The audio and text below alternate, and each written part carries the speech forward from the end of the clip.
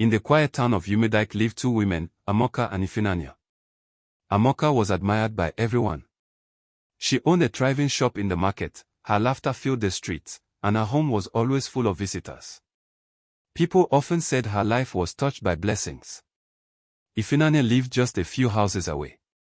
She wasn't poor, nor was she struggling, but she lived in the shadow of Amoka's success.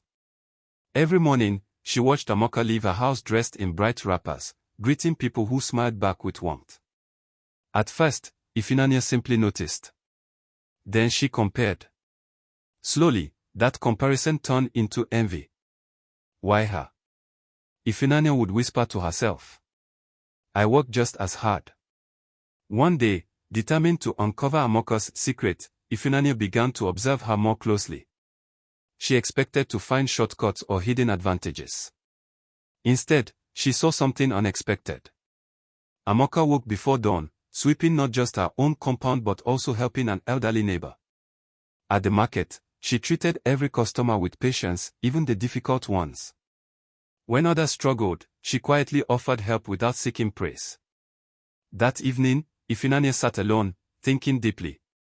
For the first time, she realized something important: Amoka's life wasn't built on luck.